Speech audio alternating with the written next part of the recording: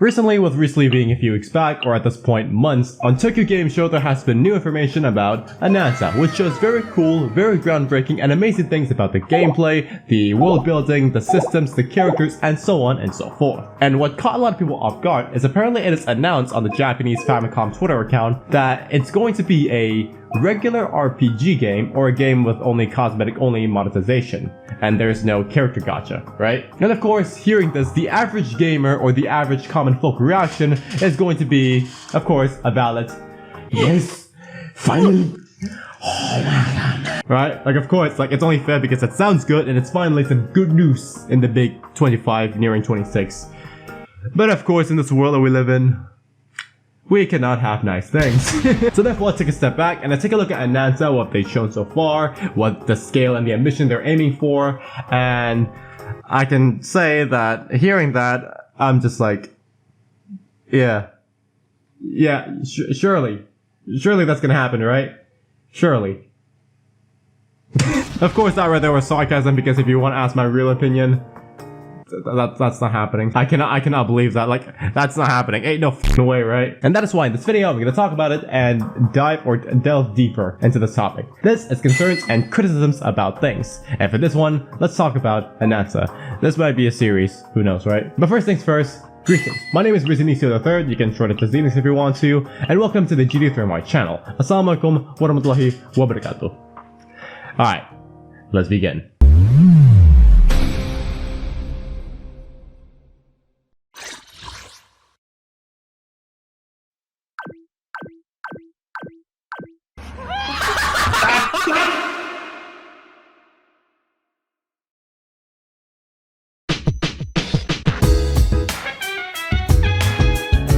So, first things first, to not waste your time, because I know myself way too well, I go in generational tangents way too much when I talk about something that I'm pretty passionate about, and I don't know if you want to hear that or not. Therefore, to put it all simply, this entire concern segment in a one-sentence TLDR, or TLDW, or TLDL, whatever you want to call it, Ananta, or formerly Project Mugen, is a very ambitious project with a very big scale and vision, with that amount of quality, gameplay, features, variety, and all the things that sound, feel, and look good. But the way they advertise it, the way they want to run it and monetize it, realistically, it's all too good to be true.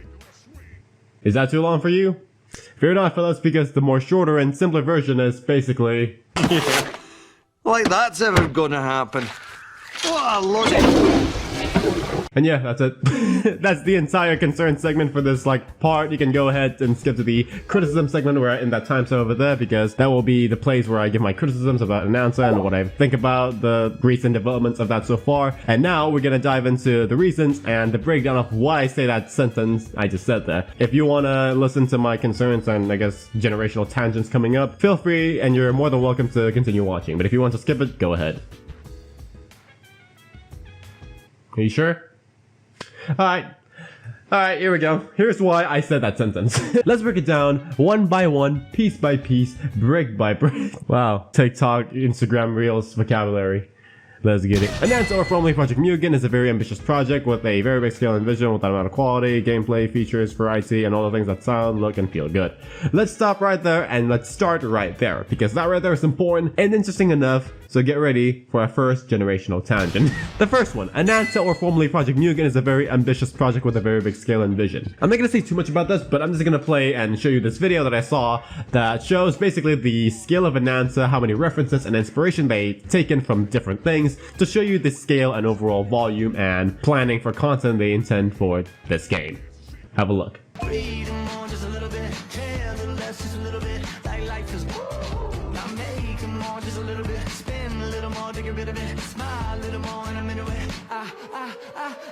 been running through this strange life, chasing all them green lights, throwing up the shit for a little bit of sunshine. Hit me with them good vibes, pictures on my phone like. Now, that's a lot of games and a lot of references being taken, right? Or as people call it, stealing. Let's read the comments, shall we? Upcoming game? Upcoming lawsuit.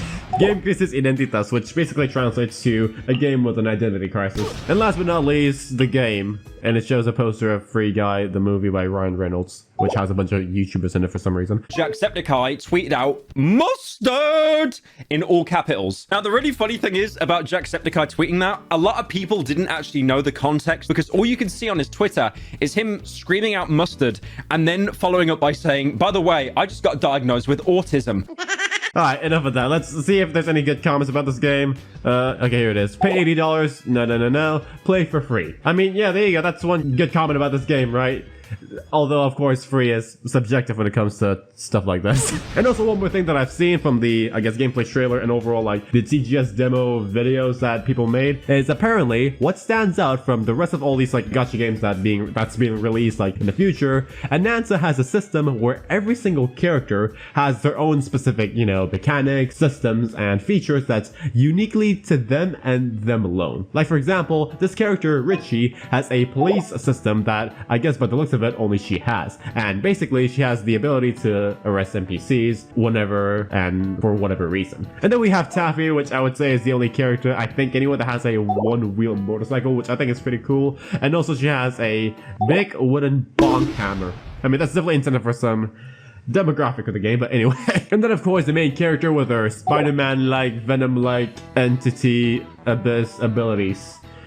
Sick. Now, of course, that's definitely a one good way to, you know, make the characters feel different than each other, more alive, more immersive, and more interactive. But with that being said, you know what that means. That means other future characters that are going to be introduced and added later on to the game will most likely have that same things. Again, their own specific gimmicks, features, traits, so on and so forth, right? And because, for example, again, the Richie example, the character that has the arrest NPC feature, it is a feature that interacts with NPCs directly. So does that mean that there's going to be other future characters that is going to have, like, you know, these abilities or features that actually directly interact with the NPCs and thus change the world surrounding it directly? Because if that is the case, then that's gonna be a very huge toll on the budget, because that will be a lot more coding, a lot more animation, a lot more UI designing, a lot more this, that, what. A lot more, to simply put, right? And all of this is being shown with, like, high quality graphics, right? Unreal Engine 5 graphics. A game engine that's basically known for its high quality graphics for game development. Well, for some games anyway. Also has the reputation of, like, optimization issues and performance running like. So that's another, again, big toll on the budget, because Unreal Engine 5 is definitely not a cheap engine to run on, I think, right? And last but not least, if you take a look at their pre-registration numbers, I would say it's doing pretty good. It's on the 15 million, basically 16 million mark now, which is amazing for a game that has basically no previous games as far as I know anyway, and this is like their, I guess, first open world big game. That's pretty good. That's pretty good. But a few things you must know is that because the game looks good graphically and you want it to run well, and of course because the game has a lot of, like, activity and interactability in the game, you know what that needs? A good device with good specifications. And I doubt 16 million people that pre-register for this game have that. Maybe around 50% of them.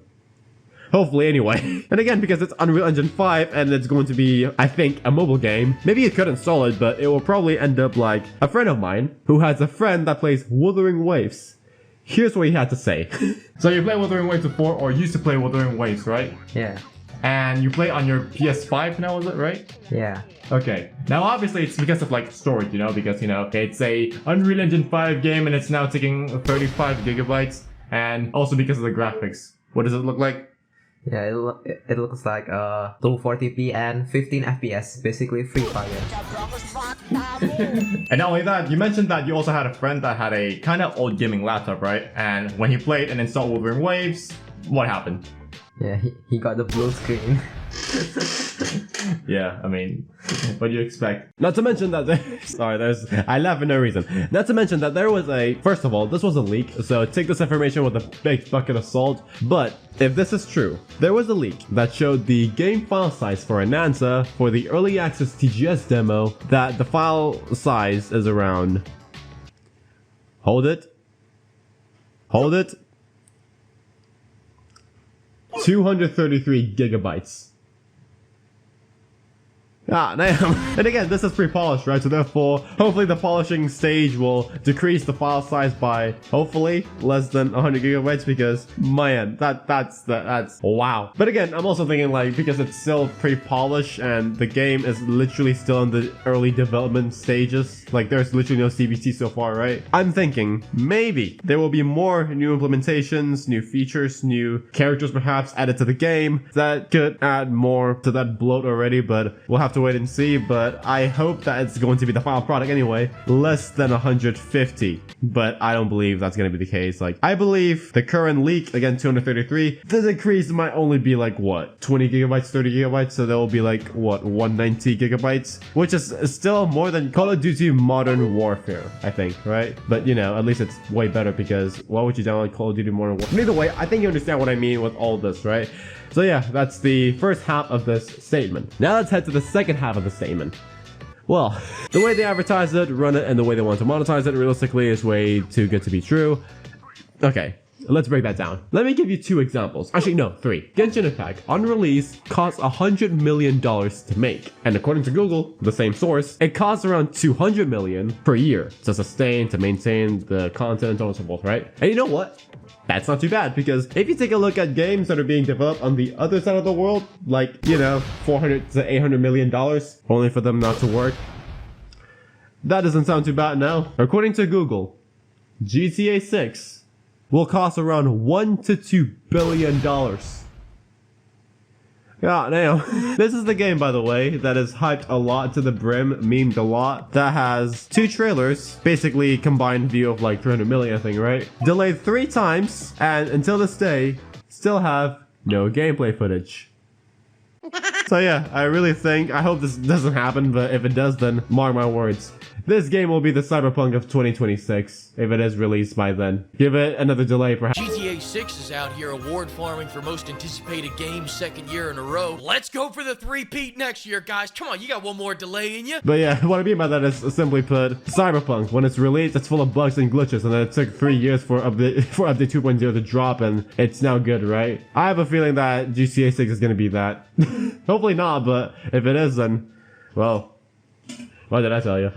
Either way, with all those 3 examples, I think it's safe to say that with Ananta, with the ambition and the quality and the goalposts that they set for themselves, it will be around perhaps, I don't know, $500 million, if not 2/3 of a billion, cost minimum. And keep in mind, that's probably going to be the cost for the game release, not maintenance, content circulation, yearly. Yeah, that ain't gonna be cheap, cuh. Oh yeah, and also one more thing that I heard, on top of all that, they're also planning to make an MMO function for the game. Not like Genshin's co-op, mind you. GTA Online, World of Warcraft type multiplayer.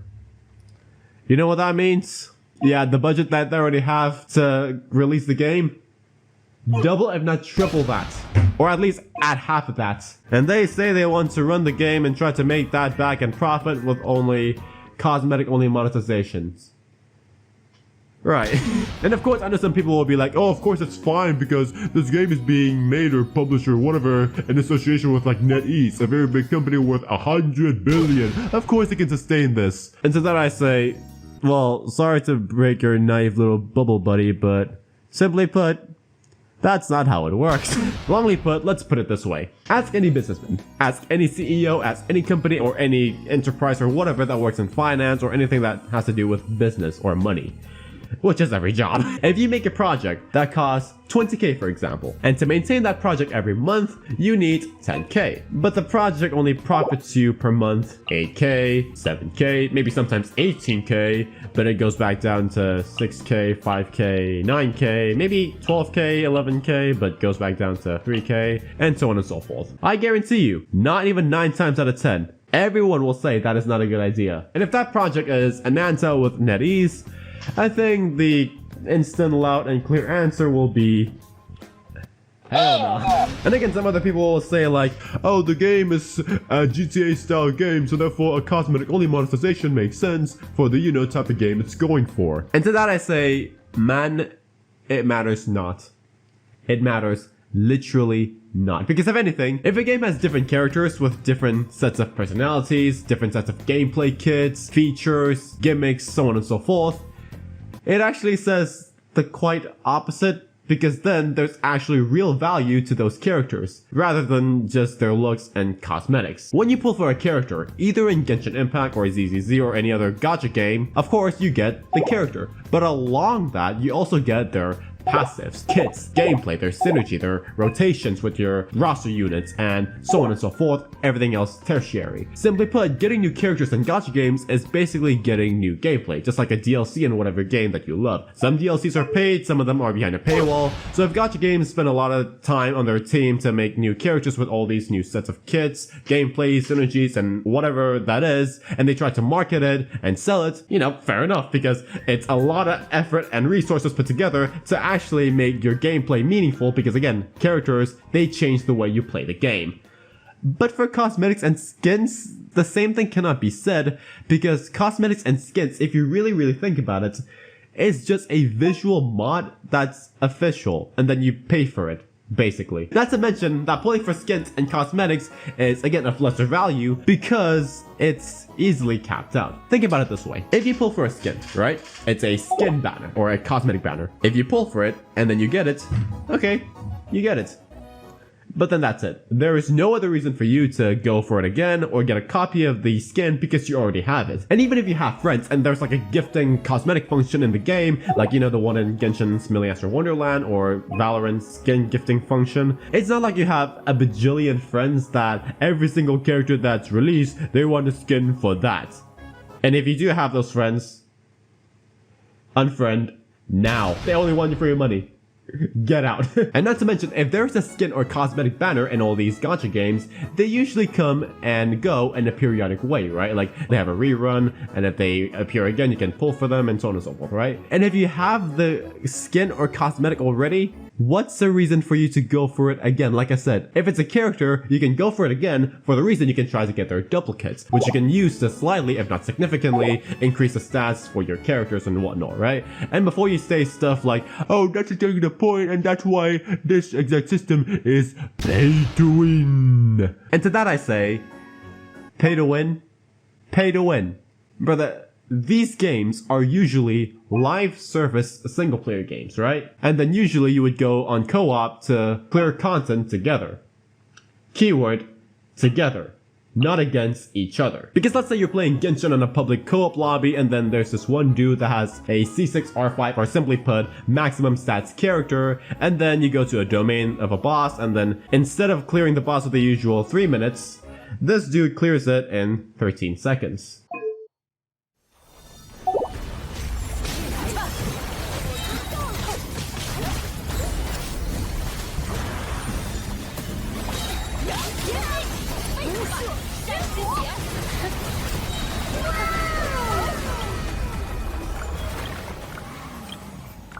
Good job, brothers. Now my question is, how is that a loss for you? Because if anything, that's a win because you clear the boss faster and then you get the rewards faster, no? So if anything, if you're paying to get maximum stats and duplicates for your characters and you play co-op, it's not really pay to win because again, your stats will be useful to those people that can't clear by themselves or clear it that easily. So if anything, that's not pay to win. It's pay to actually be useful.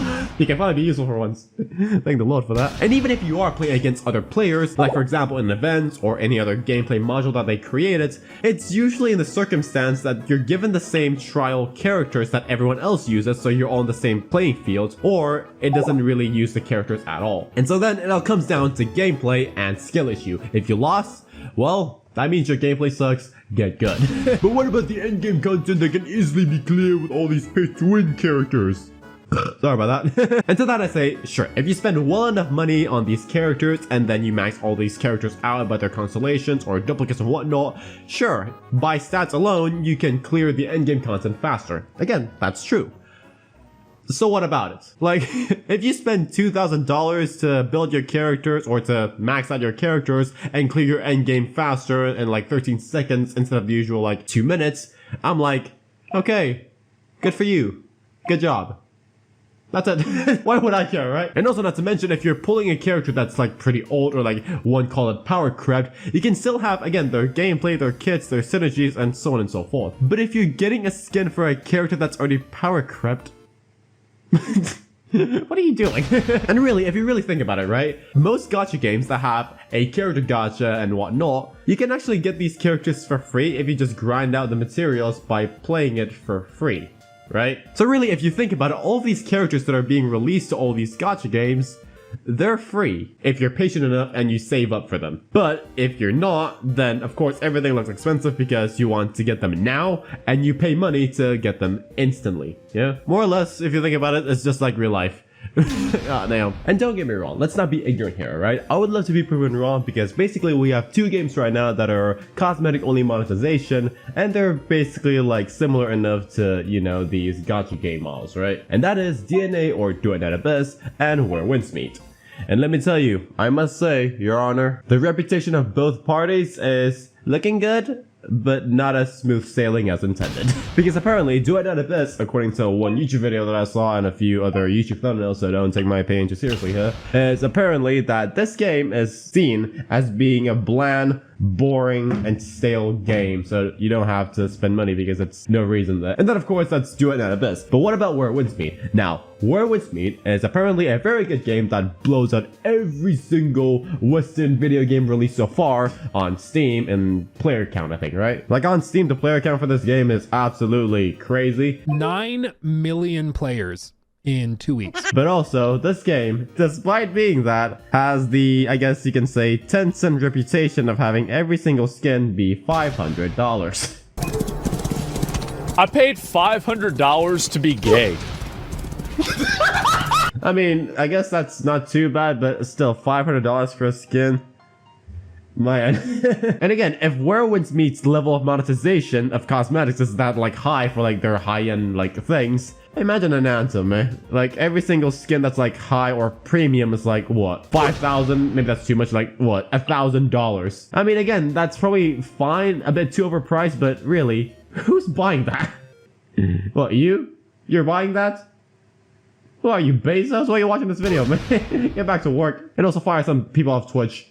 You know? Which is the reason why you'll see and still see that in 2026 and probably until the end of time, that games that are like anime RPG that are probably made in China and whatnot will still probably have character gacha, and most of them don't have a problem with it or just don't make a fuss about it. Like for example, Arknights Enfield, which by the way, at the time of recording, that being 3 of December 2025, they're currently running their second CBT, and for those that have it, enjoy. And hopefully this game will be releasing sometime early next year apparently, right? And also, by the way, if possible, if my PC supports it and if the channel likes it, I guess, I'll be a day one player and hopefully be making content around this game, if not be a consistent content creator around this game, because I think it's really that interesting, right? And you know what? Go click on this timestamp because I'm gonna go on a very long tangent here. So yeah, feel free to skip this if you want to, right? Because even though I wouldn't call myself like a dedicated Arknights fan, right? Like I've never played the original game, which is like a tower defense game, so you can call me, I guess, a tourist. But man, I've seen the characters from like fan art and whatnot on Twitter and I guess TikTok and Instagram, and I've seen the gameplay for Enfield, and I'm like, damn, that looks pretty good. I guess I'll be playing that, and for 2 reasons. The first reason is this game looks familiar enough for me to understand the systems without being too overwhelmed, I would say, right? Like the way I see it, Enfield is basically just like Genshin, but it's always like in co-op mode because your 4 characters that you have in your team will always be on field, so therefore they can attack with you at the same time. And combined with like the ZZZ, or just in general like your typical parry, hit, and dodge combination like mechanics, like there's a flashing thing and you have to dodge or parry that and so on and so forth, right? It's pretty common at this point. And also this game has, I guess you can say, the Genshin elemental reaction thing. I mean, there's even an elemental reaction chart here by the looks of it, like, which is of course not as complex or complicated as Genshin's, but you know, at least it's something, right? Not like Wuthering Waves like elements, because like the game has elements for every single character, but there is nothing interesting about it, like so far anyway, like as far as I know. Like, look at this character, an electro character that does electro damage. Okay, is that it? Alright. Oh, and by the way, yes, this character is an electro character. Yeah, electric. Can you believe it, man? Like, this character, people say in like the drama side of the internet, they say like, this is Mavuika in Genshin Impact, but way more better design and way more not accurate, blah blah blah blah, and all that fuss, right? And then you look at her design, and then she's like the sun goddess with all these like sun crescent accessories with like the red hair to give that spirit of like fire and passion and whatnot. Like literally her design literally says a sun goddess character, and literally her like, what is it? Like her slogan is like, something that the sun touches is ours to fight for. Like she is literally a sun goddess character at this point, right? Electro.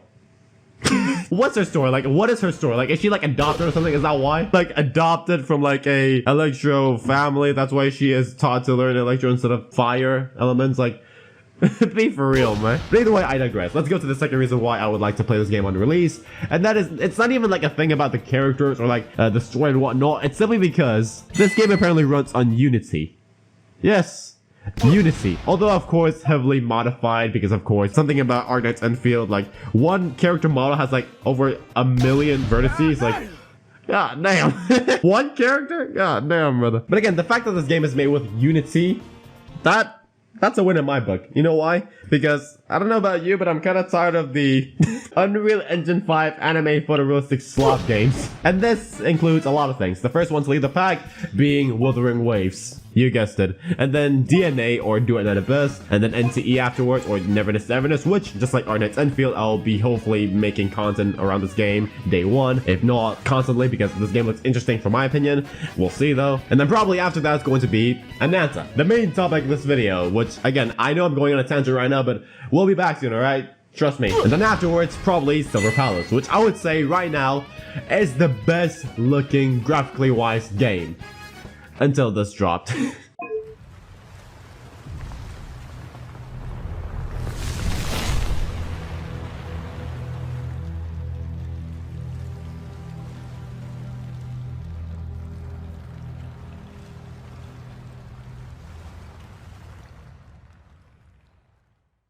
Yeah, that right there? That's a MiHoYo game. Hoyoverse game. Yep. You hear that right? Apparently they're planning to make a Unreal Engine MMORPG realistic game, I would say, right? So therefore, I don't know if this is a gacha or not. Maybe this will be like their make or break, their Stellar Blade, or their Black Myth Wukong that's not in the anime RPG graphically design wise aspect from the looks of it, right? Maybe? I don't know, but from the looks of it, damn. Oh yeah, and also, probably after that, after this game and all that, Varsapura from MiHoYo as well. Interesting. Meanwhile, games like Genshin, ZZZ, and Arknights Endfield are still using Unity.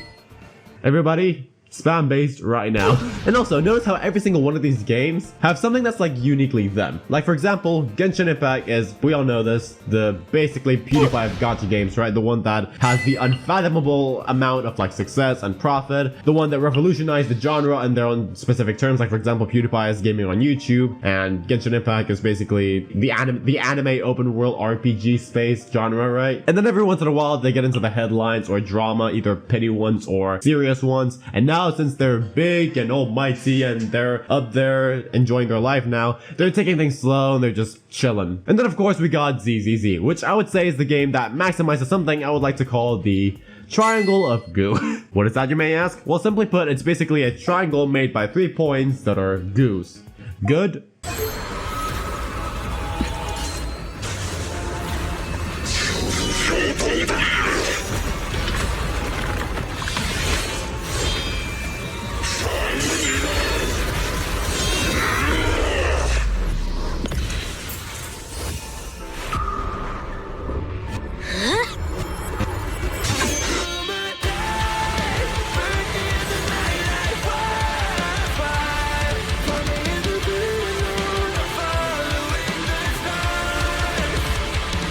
Goofy,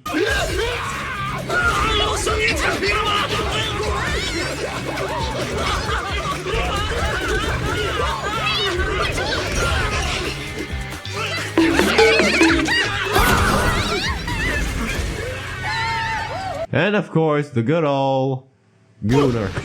除此之外，还有一份薄利，也希望大家喜欢。大眼一见，全新时装，绿光乐曲，更在优秀后上架上市。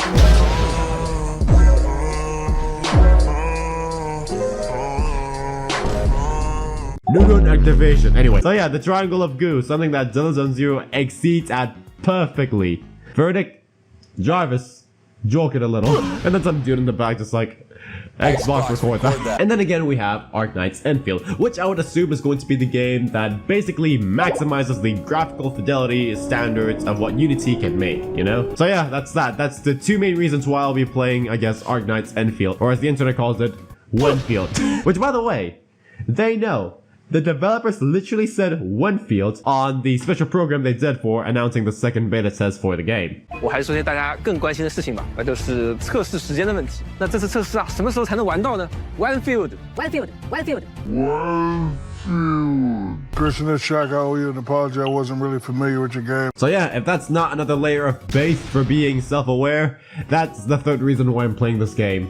The developers, they're based. But anyway, aside from all that, that's another generational tangent. The main reason why I go very deep in this rant about Arknights Enfield in an Ananta video is because of two things. Number one, again, I'm sorry, I can't help myself. And number two, it's actually very relevant because this game and Ananta is quite similar in a few things. Both are very ambitious. They're coming up in Enfield's next year, but Ananta's like, we'll never know. But yeah, basically they're coming out soon, right? And these games said they're gacha games, but then Ananta says they're not. Well, Enfield still say, nope, we're still a gacha game with a 50-50 system. Although, of course, the pity system for the game is different than, Zenless and Genshin and other MiHoYo games. So yeah, that's Arknights Enfield, and hopefully the next year, 2026, NTE or Neverness to Everness will also come out.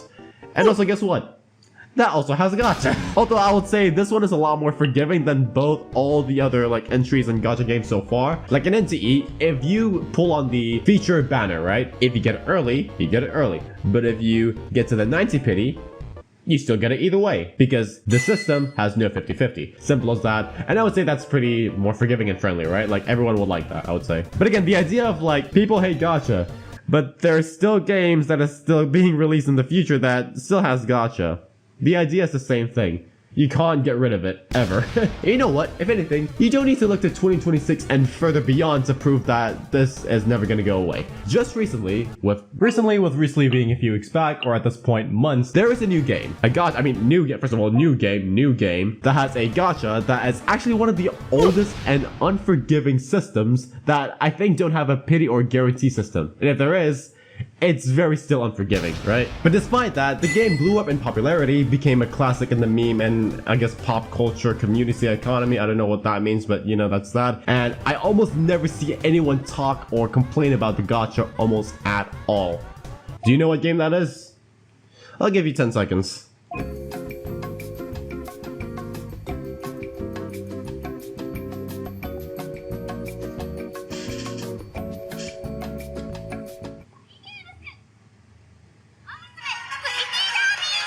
Yep, that's right, you guessed it. It is Uzma Ultimate.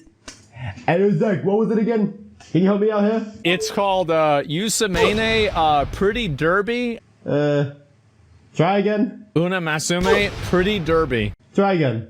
Usei Masamune Pretty Derby. You know what? That'll do. Thanks, man. Usei Masamune. Use Masamune? I don't know about you, but that actually sounds like an actual Uma Musume. Wait, is that actually is? Wait, let me see. Oh. It is. Pretty close enough, actually. Masaki Moon. Hey, that's crazy. Also, speaking of which, let's log in today, actually. My fellas, comment down below what's your favorite Uma Musume. Like, for example, the one on your home screen. For example, me, I'm Rashawa. Actually, why did I ask? I know for sure that some of y'all's favorite is either going to be Meisho Doto, Gold Ship, or of course, Agnes Tachon. What? You want to be here, little guinea pigs? Okay, Markiplier. How many times have I said, I want a woman that could crush my head in between her thighs. Any part of her body could crush my head.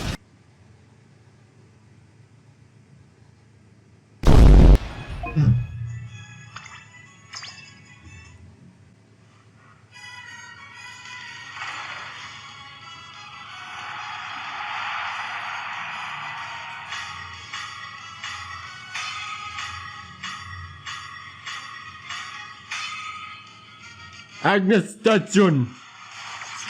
You know what? Good enough. Good enough. Wait. I got an SSR. Oh.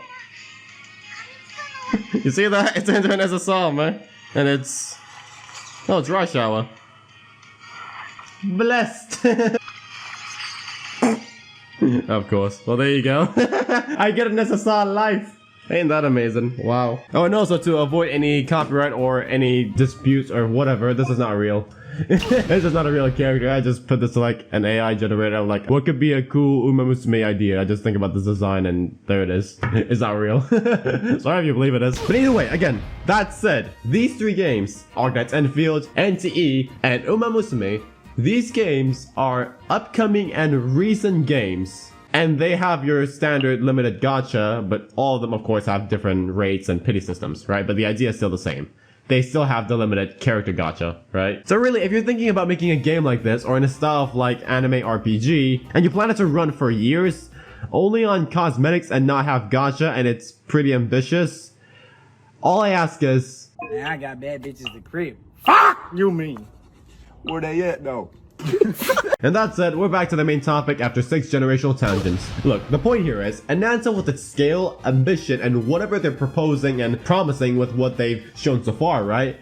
The idea of that being run with only cosmetic, only monetization, that's probably not going to happen because as of right now, there's really no real world examples of that being an open world-ish game that have like a cosmetic only monetization that lasts long enough. Like these type of like monetizations, like cosmetic only monetization, only really works on like live service games that have like a gameplay that's like that and that alone. Like for example, first-person shooters like Valorant or anything that's shooter, right? Or I guess like League of Legends or MOBA in general, which I hate a lot, of course. Like these games, the way they work, right? They just simply, you buy the skins, of course, some of them are expensive or whatnot, but then the gameplay itself is like, okay, you match, and then you go to a lobby with other players. You can choose your hero, you can choose your characters, whatever you want, right? But the thing is, once you're in the game, you're able to do whatever you want, maybe abuse some glitches and whatnot. Once the match is over, it's over. You cannot simply just like extend that, you know, match period, even if you tried.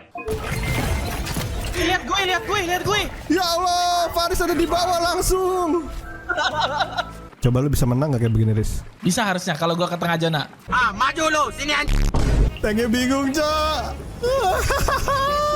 Jangan nyariin. Mati. Mati. Udah, Chris. Angin. Menang. Like, that's different than an actual open world live service single player game, which you don't know how long people are playing. Like, people can play for like 17 hours a day or just 5 minutes a day. And you still have to accommodate and, you know, treat these players with the same level of service.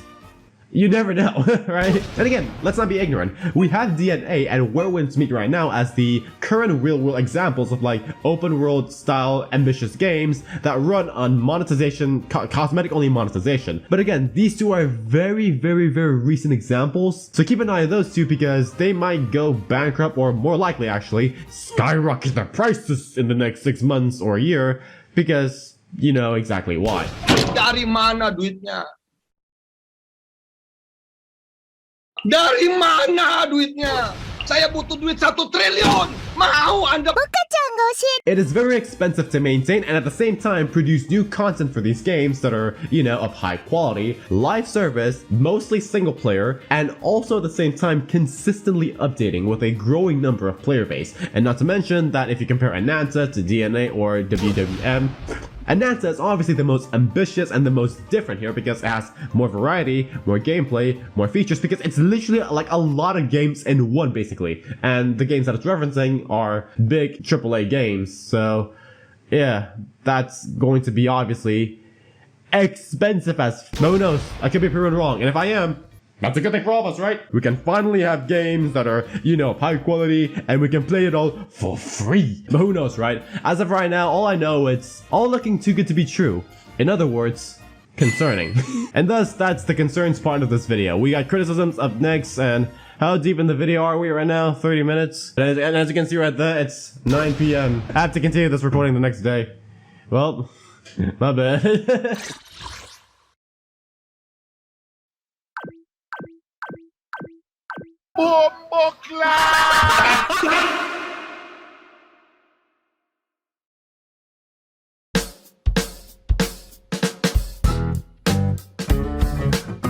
Alright, criticism segment. This right here will be the part of the video where it kind of gets heated. But yeah, basically this will be where my opinions of what I think is good and bad for the game so far, and what they could be adding or not add to make the game more pop and fresh and still overall familiar, if that's a good thing. And overall, don't take this all too seriously because it's only my opinions. So yeah, here we go. Starting off strong with the reason number 1. First criticism. The recent Male MC design. It sucks.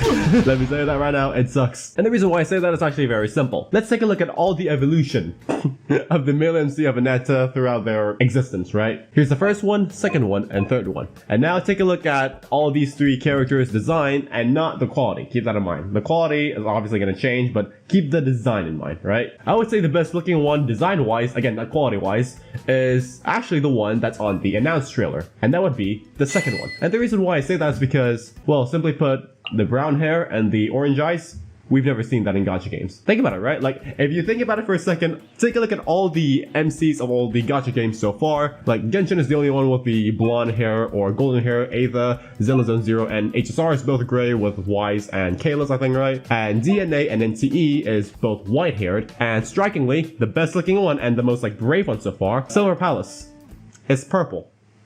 Wow, brother, stunning. And then we have Wuthering Waves in the back with black hair. And so if you put them all side by side together and compare all of them, you can easily tell that a Wuthering Waves MC design, although very simple, is the weakest one because it's very bland, color scaling so flat, and there's really like nothing. There's nothing going on here. Like Kalos of HSR, you can tell this is like it's very simple in design, right? And it's way more like easily rememberable, I guess, than Wuthering Waves MC. I would say it's just like black hair, like my right now, with a gray shirt, a black leather jacket, I guess, and like a black gloves along with black trousers, and that's it.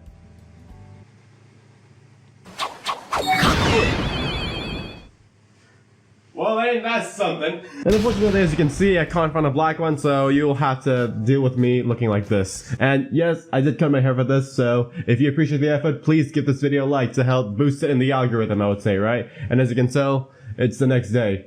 Look at that. The sun is so bright. So yeah, that's that. I'll probably do the rest of the segment like this, so bear with me here, yeah? So again, back to the 3 MCs of Ananta, I would say the best looking one design-wise is, among the 3, the second one. The first one is definitely like, okay, well, you tried, here's a gold star, right? But then the third one is just like, again, Wuthering Waves Unreal 5 engine schlock. Like, you know how in Wuthering Waves, like in the first 1.0 to like 1.x something release, all the characters apparently have like a very bland and boring and samey color palettes and whatnot, right? Of course, there are some like outliers that are like looking good, like for example, Shorekeeper, I think is good. Chuchi is good, right? But again, other than that, all the characters have the same like bland and boring and samey color palettes, right? And then in the version 2.0, which is their new update, new region area, Arena Skisa was it, right? I never played the game, but I think it's called that, right? Suddenly, all the characters look more colorful and easily recognizable.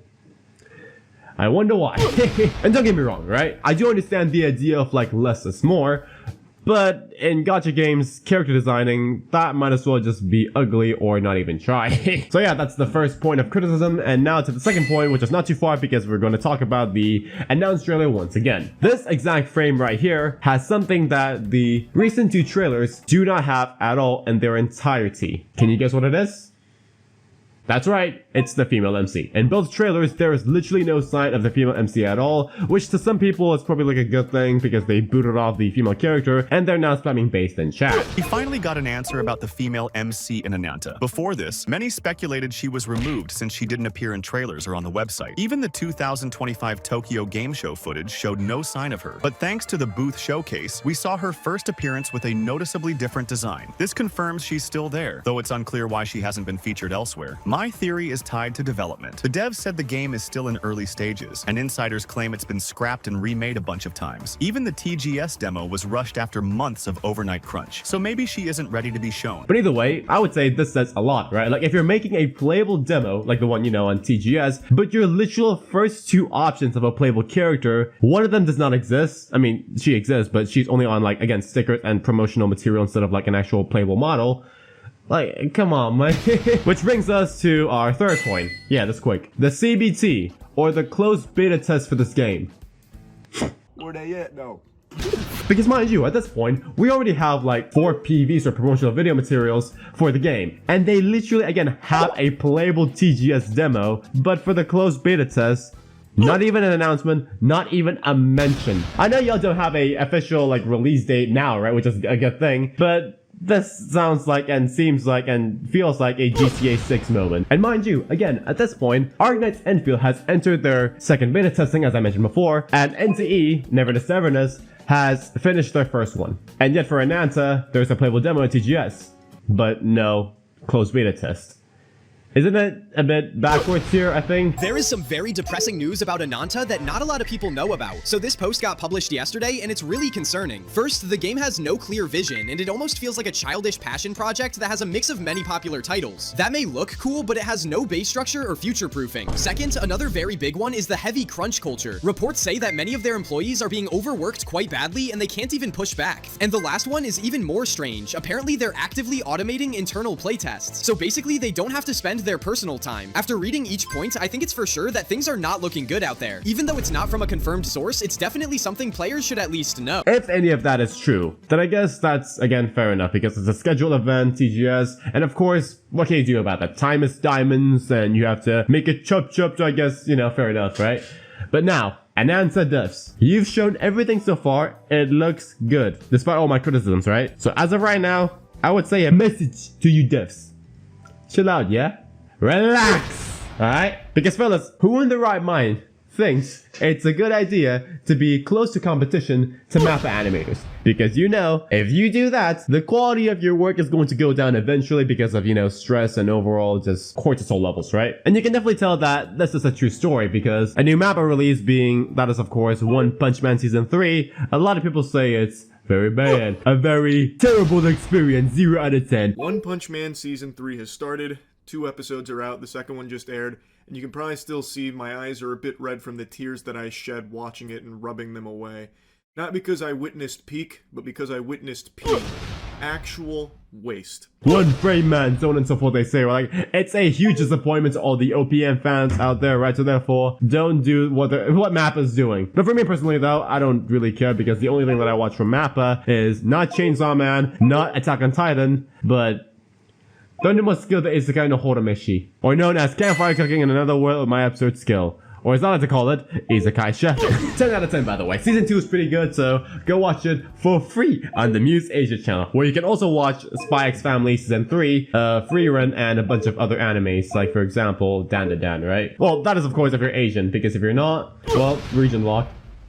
Big sad. But either way, that's it. That's the 3 point of criticism I have right now. Like, of course, the list goes on and on. Like, I know some people can go into the more mechanical types of criticism. Like, for example, gameplay-wise, is the driver mechanics, QTE mechanics, combat mechanics good, intuitive, and overall impactful for the game itself? Graphical-wise, is it going to be optimized well enough to not have a, 200 gigabyte file size? And is it going to perform well on various platforms like mobile, PC, or console, and so on and so forth, right? But again, before you ask those questions that are talking about problems that are more technical and mechanical, if these 3 problems that are literally just surface level problems appear before those technical and mechanical problems, well, imagine those technical and mechanical problems. And again, once again, they want to do all this with cosmetic only monetization along with a very big, ambitious GTA Online and World of Warcraft type multiplayer. I mean, 2 things I guess. Good luck. And, or, that's never gonna happen. And so with all that being said, let's take a deep breath and give 5 seconds of silence to first thank the Lord above for making you and I alive and well enough to watch this video.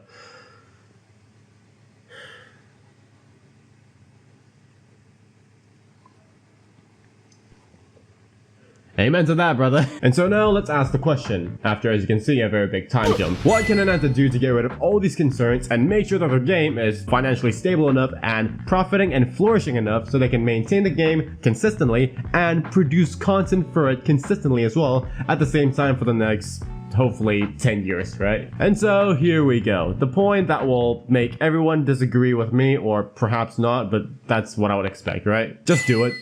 Just do it. Just rip the band-aid off and let there be your standard gacha system monetization in the game, alright? Like, do the same thing that Enfield is doing, NTE is doing, Genshin and Zenless Zero, and pretty much a lot of gacha games are doing, right? Just put your typical limited and standard banner for your characters, and if you want to add weapons, you can do that optionally, but that's on to you. And you'd be surprised, or perhaps not, that this decision, although very simple, and some people may dislike it, I know for sure, yeah, is very, very effective to make sure that the game is financially stable or more than enough stable to make sure it can run for years independently. I mean, what do you think Genshin is still alive and running well today, even though it's been 5 years? And what do other gacha games that are recent, like for example, again, ZZZ, Wuthering Waves, Honkai Star Rail, Enfield, so on and so forth, have basically either an exact 1-to-1, if not an 11-to-12 or similar enough looking gacha system? Well, because again, it's simple, and number two, it's not that predatory, and in some cases not at all, and it works very well to keep the lights on, maintain and sustain itself, produce content for itself, advertise, market, and so on and so forth. And perhaps if you're big enough like Genshin, you can use that excess profit money to make and fund and invest into other games and projects as well to make your company even more bigger and produce more things, right? If you plan to do only cosmetic only monetization, that can only work for games that are live service that is not that heavy in the gameplay itself. But for a game this ambitious and big, either one, that's not going to work at all, or probably if you force it, you'll probably go bankrupt in the next like 6 months or the first 6 months. Or two, every skin and every cosmetic needs and will be astronomically expensive that no one that is an average working class person with a basic salary can buy it at all. Like, really. For a game this big and ambitious, obviously, you want as many players in your game as possible, and you want at least a big amount of them to have an incentive to spend money in your game, and so again, you're able to sustain yourself and keep on going, right? And having every single skin or cosmetic in the game be at least like $50, if not in that same ballpark, no one really can afford that, because that's like the price of like a very good indie game. Perhaps 2 of them, or maybe 3. Or actually 4, because you know, Steam can sometimes give you that 90% discount that everyone loves. Amazing. But if you're spending that amount, again $50 for example, for like a singular skin or a piece of a cosmetic or one set of a cosmetic, the value for money is not there. I mean, of course you do what you want, but still, it doesn't look that great, and it's not a very smart choice, isn't it now? Like it or not, the current standard gacha system monetization is significantly going to be the best way for developers to earn and profit enough, or even more than enough, to make sure that they have the financial stability to, again, keep these games ongoing, especially if they're, again, this big and ambitious. And before any of you say, but gacha is not bad because it's always predatory and it's putting you on a system that's unforgiving and it's blah blah blah. So that I say, sure, gacha can be that, I know for sure. But you can also try to make gacha fun, friendly, forgiving, and not as predatory, if not at all, if you do it the right way and not the Japanese RPG game fashioned way. To which of course you may ask, alright then smartass, then how do you do it? How do you make a gacha system that's less, if not at all, predatory, and it's still fun, friendly, and forgiving enough so people don't get mad at it or hate at it as much? And to that I say, well, I'm glad you asked. I have a few ideas, so listen up. Here we go. Alright, so first things first, get it out of the way, put in the usual stuff that nearly every single one of these gacha games does. That's not a problem, but just a nice little thing for you to make a decision from to, you know, spend as little amount in the game, but still get a lot from the game, right? For example, your daily login incentive subscription thing, like the one that costs $5 in Genshin, it's Welkin, and ZZZ, it's the calendar thing. I never bought it, so therefore I don't know what it's called. But basically, simply put, you pay $5 and then you get like an upfront like 300 premium currency, and then another extra 90 currency. But this 90 currency, every single day you log in for the next 30 days after you bought it, you will get this daily. So therefore you just log in, this will pop on your screen, and then hey, you get 90 thing. Next day you log in again, same thing until your subscription ends, right? Oh no, so one more thing, these are stackable. So therefore if you want to spend $50 to do like 10 times the amount for like a consecutive 10 months, you can do that instead of again $50 for just like the one amount of that, you know, $5, just again instant and upfront, right? So yeah, yeah, that's that. And usually in the same league, you got the Battle Pass, which usually comes in 2 tiers, the free tier and the premium tier. And the premium tier usually takes you around, I guess, $10 to $15. It's around that price, but basically that's that, right? And usually what this is like you fill up a weekly progress bar, you do like objectives in the game, and then you fill this bar, and then you'll get rewards periodically from the Battle Pass. In the free tier, this usually includes like materials, essential level up talents, materials, maybe like elixirs, maybe like some currency that the characters in game use to buy stuff in the game, so on and so forth. And for the premium tier, it's basically just like the same thing, but just way more of it. And every once in a while, like an exclusive item in there, like for example, like a skin or like a tile or a name card, so on and so forth, right? Overall, nothing too game changing. If you buy this, maybe you're just going to progress your account faster and like, you know, level up faster, but nothing really like pay to win, so to speak, right? Or at least not much of it. Just like if you buy it, you have it, that's it, pretty much, right? A small advantage, you can say. And if they want to, they can do this for like a plus point. This is something that Uma Musume does pretty well, that I think is very good, and it's very nice to avoid children overspending in the game. And that is of course the idea of like putting your birthday in the game with the year, and they actually use that, right? Like for example, if you're over the age of 18 in Uma Musume, you can spend how much you want, top up as many as you want, however you want, whenever you want, so on and so forth. Because at that age, you know, you're overage now. You're an adult. You have responsibility and accountability for your own actions and money decisions, right? Right? Right?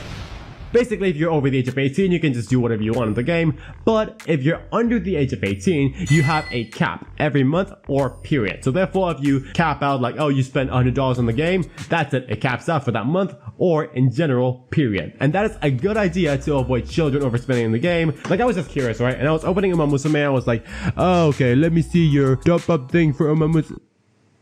What? If you're over the age of 18, you can spend, but if you're under the... Oh, damn. That's a good feature. Why aren't more games doing that? Oh, I mean, I know why. And wow, would you look at that? The sun is back for round 2. A lot of retake this video, as you can tell. And yes, I did sleep with this clothes on. Very inconvenient. Because that's a lie. Anyway, that is all the honorable mention stuff, and now let's talk about another thing that I'm not going to dwindle around too much because it's not really that big of a deal for my opinion, and that is the stamina for farming currency systems, which a lot of people seems to hate a lot, apparently, right? Like this is your Genshin's resin or ZZZ's like battery charge thing. People seem to hate this a lot because this restricts your progress in the game, like, oh, you have to wait for another day or top up to, you know, get more of this like resin or energy thing so you can farm more and whatever. Like for me personally, I don't mind it because it's like, okay, if you don't have the thing, just wait for tomorrow, and it's like a little indirect incentive for you to play another day. So therefore that's like a way of the game telling you to take a break and not, you know, just spend 8 hours straight on this game, right? I get why people don't like it. So overall, if, let's say Ananta does not have this in any way, shape, or form, then I guess that's good overall, right? But if they do have it in like some certain aspect in the game, like for example like a gameplay type or whatever, then I guess some people will be mad at it. But for me, I don't mind it. Like it's just like I don't care. Like again, up to you, that's my opinion, who cares, right? So yeah, that's all the standard usual stuff. Get those out of the way, add those stuff in or out, whatever you want to do with it. I don't really care as much. And now let's talk about the spicy topics. The overall gacha experience.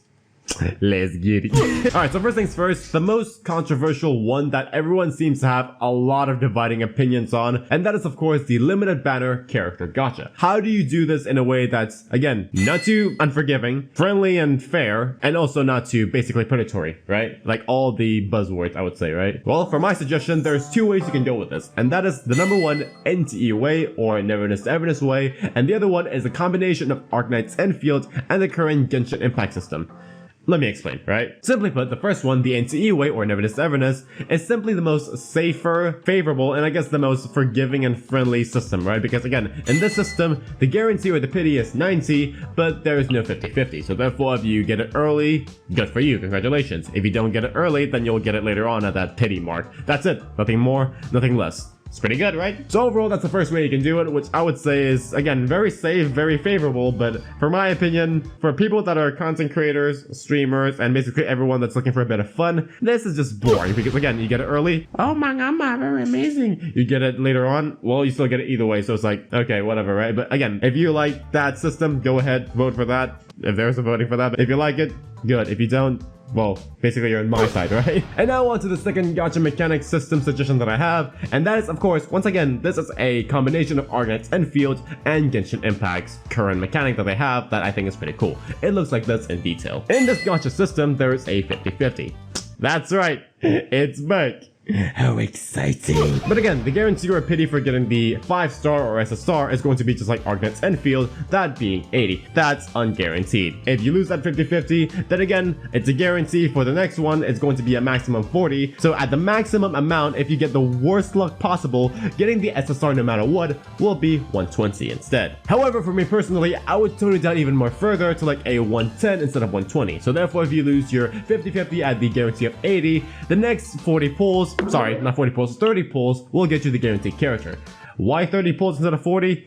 Simple. It's simply because I like the number 30 more than 40. That's it.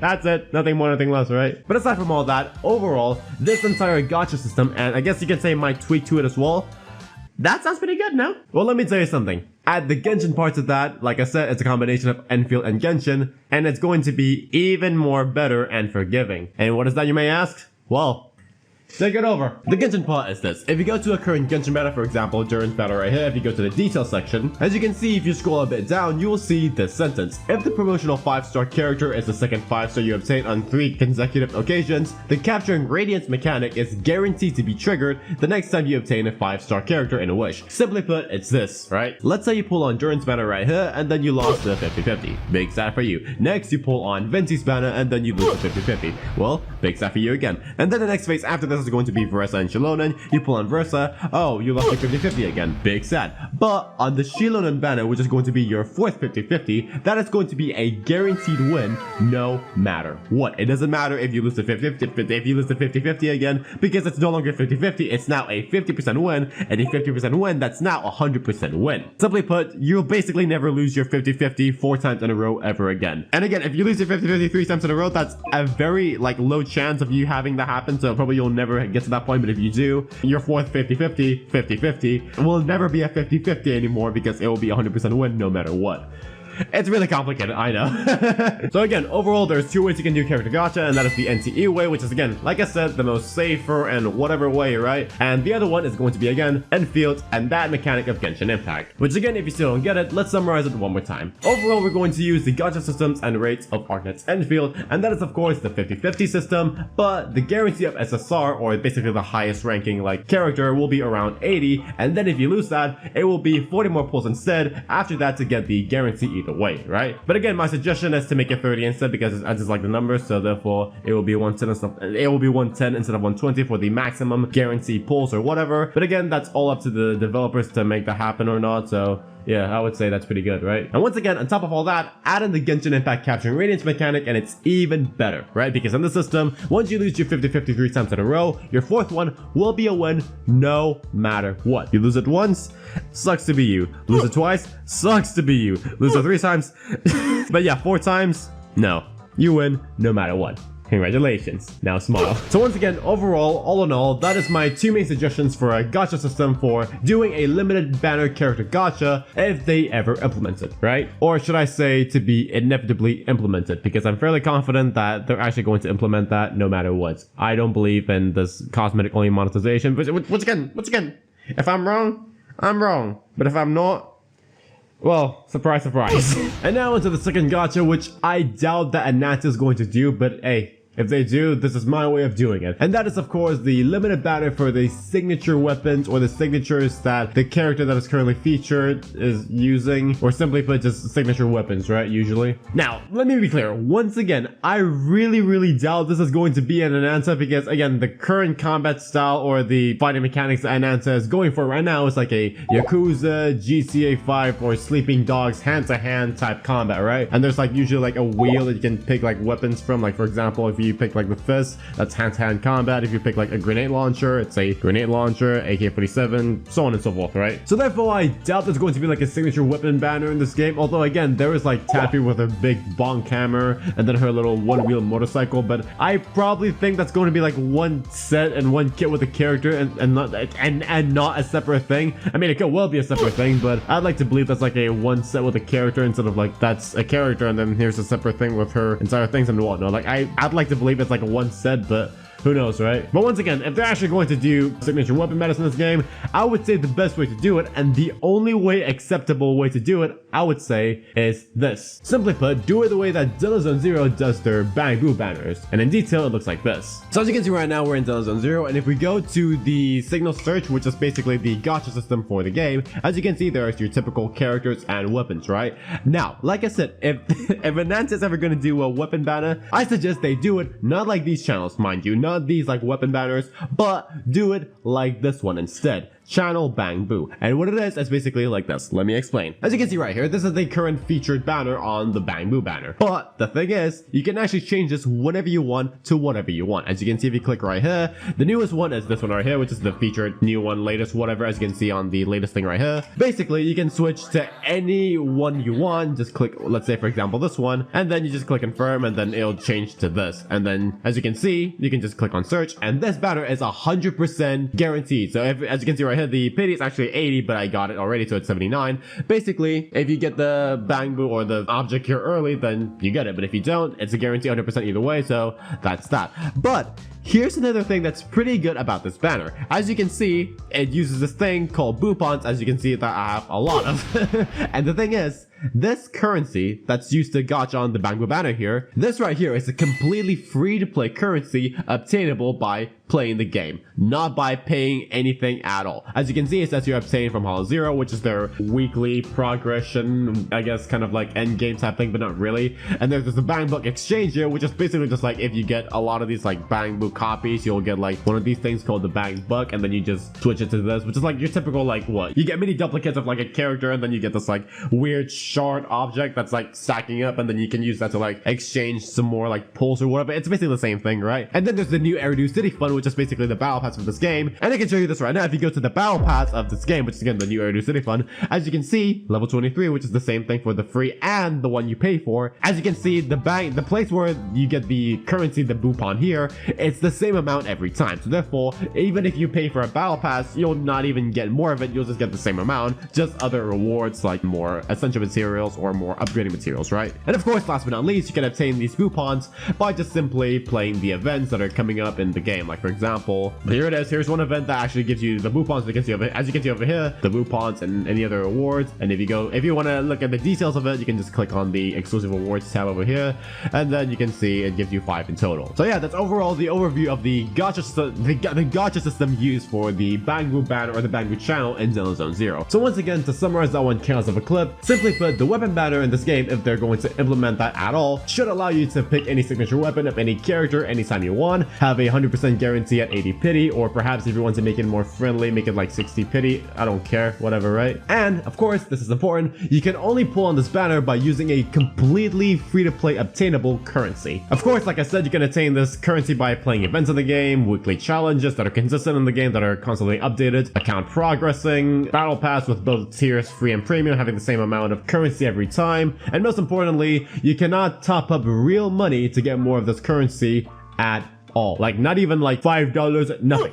Nothing, just not at all. You play the game, you get this currency. If you missed it, you missed it. That's it, right? Overall, I would say that system, like I said before, is a very fair, non-predatory, forgiving, and actually a fun way to do weapon banners, don't you think? Because it gives you more of an incentive to play more of the game and basically progress, and anyone of any status, either free to play, low spenders, or apparently goldfish players, apparently it's called, or whalers, can have the same amount of chance for collection when it comes to these signature weapons, I would say, right? Although, of course, if you play the game very late, like 2 years in the game's update, of course you'll miss some big events and weekly progress, but overall that doesn't matter, right? And once again, for all the people that are still stubborn palabato gacha players that are like, then why not do the character gacha the same system with the Zone Swap, because this is way better, not predatory and all that. Once again, I say, when it comes to characters, especially with Ananta's amount of planned detail, planned executive features, gimmicks, content, and on top of all that, every single character will have their own roles, playstyles, kits, attack patterns, synergies, passive, so on and so forth, and rotations, right? They will actually change the way you play the game. So therefore, investment into making these characters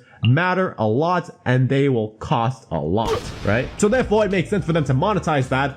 But for signature weapons or signature whatever that is, the same cannot really be said, because what it really does, if you really think about it, like Giga Brain, Morgan Freeman brained this, really, if you deep dive and you just take it all one by one, where am I going here? What it really does, signature weapons to your account and your experience, is simply boost the damage number multiplier for like your characters or perhaps your team that is using that weapon and signature. Like sure, some of them may look nice on their signature designated characters, but again, all that really does for them, once again, is just boost their personal damage, if not their team sometimes. And then that's it. Like, they don't unlock new content, though of course obviously they might be featured in some content, like for example they might be shown on screen, but again, they're not the focus, right? They also don't unlock new playstyle or attack patterns or synergies or combos or whatever, like nothing. There's literally nothing. Like all it does is just those two things. Looks nice and boosts damage. That's it. And once again, back to the clip, the way I see bang boosts in Xenozone Zero is just basically gimmicks for my opinion, and to which what they are. Once again, there are these little guys that go on the field and fight with you, and every once in a while they chuck in like very big damage, and they do like off-field damage, and I think even some of them like give you like buffs and debuffs enemies, and I still call that a gimmick. The same logic applies here. And actually, if you think about it, the bang boost of Xenozone Zero, compared to like signature weapons, they're actually a lot more valuable, and they're using the system. And yet signature weapons should have their own system that's, you know, using the same currency that's used for like the gacha for the characters.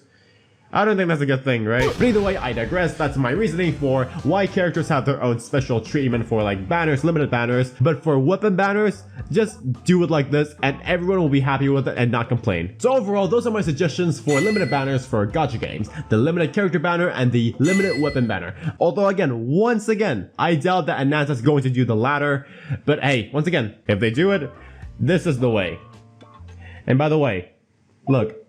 No way. But either way, that's the limited banners, and now let's talk about the standard banner for these gacha games, which I would say there's nothing much to say here. Like, I guess do your typical standard banner shenanigans, like for example, your first 50 pulls or perhaps 30 or whatever you want gives you like a random SSR guaranteed, and then for example at 200 or 300 pulls, you can pick a SSR whichever you want, like for example a character or perhaps a weapon if you want to, right? But of course some of these games just do that once and then never again, right? Like for example, if I would be the one to make a standard banner for these games, I would say just have that every single time. Like for example, if you want a specific SSR on the standard, that's 300 pulls, and then you probably get that while pulling 300 pulls, and then you can pick that afterwards, and then if you want that again, that's another 300 pulls, and so on and so forth, right? Simply put, just make it permanent, right? And I would say, I guess do the same thing that Genshin is doing as well. Like for example, every single year they'll give a free standard SSR just to, you know, anniversary rewards and whatever, right? Basically that. And then I guess every once in a while, that being like 8 or I guess 12 months, they'll add like a new standard character to the roster or to the pool, so therefore you don't have to see the same 6 standard characters every single time you lose your 50-50, right? Basically for the gacha experience, just give it more color and more variety every once in a while, right? Other than that, then I guess same old rates, right? Like for example, a random SSR guaranteed for the standard at 80 or 90 pity, weapon or character, random, right? And then of course the gacha currency for the standard banner will be like a different thing as well. Like for example, it's like a free-to-play obtainable, account progression obtainable, battle pass obtainable, so on and so forth, right? And you know what? That will be all my advices and criticisms for Ananta when it comes to what they can do to make a good monetization model that's like fair,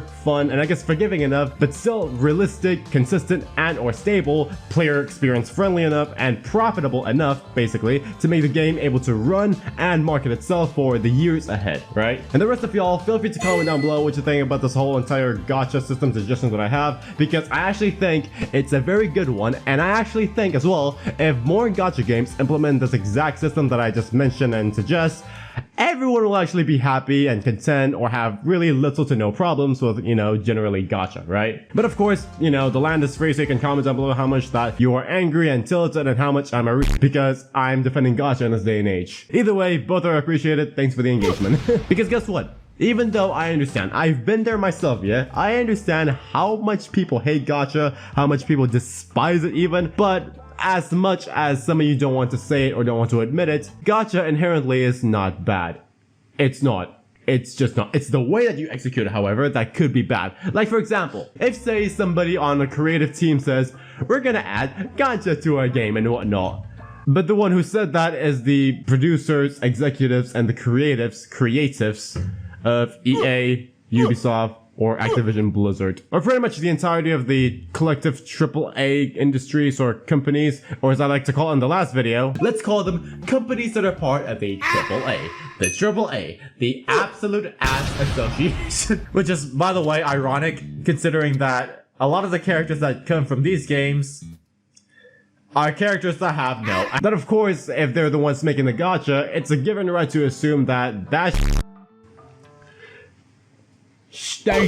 But then again, if you approach gacha in the way that I suggested earlier with all the ideas that I have, again, what have you, pick and choose what you like from all the suggestions that I give you earlier, right? And then your game as a baseline and the foundation of it is a fundamentally good experience overall, no one will actually care. Again, the sentiment of Uma Musume I mentioned earlier, right? Like the game itself is just literally a watching horse girls run game. That's it. The game itself is just that. But the memes in the community, the pop culture impact it has, and the characters that are in the game, people love it.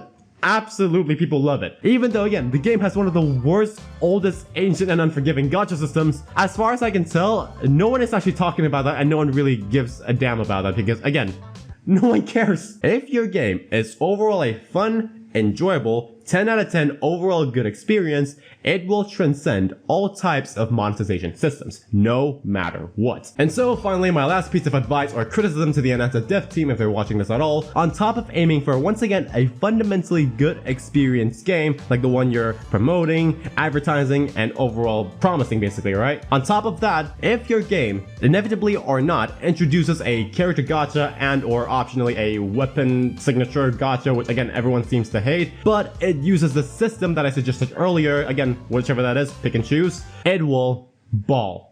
It will absolutely ball. A hit on release, 10 out of 10, absolutely recommended generational cinema. On top of having a monetization model that's proven to be stable, profitable, to maintain your game for itself and provide content for its future in a way that's making sense, realistic, and less, if not at all, predatory. And with so, to simply put it all and all together and to finally end this criticism segment, don't try to reinvent the wheel. Just start rolling and make sure you roll hard. That is all you need to do, and that is the end of concerns and criticisms about things. Ananta. Man, this video is very long. As you can tell, it's night again, and I didn't plan this, but my clock died. My clock died. Ain't that crazy?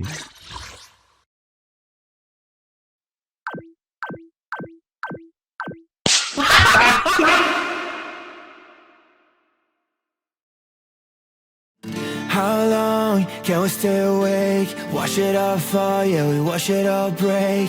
And thus, welcome to the segment of this very long video. Ah, damn, this video is very long, huh?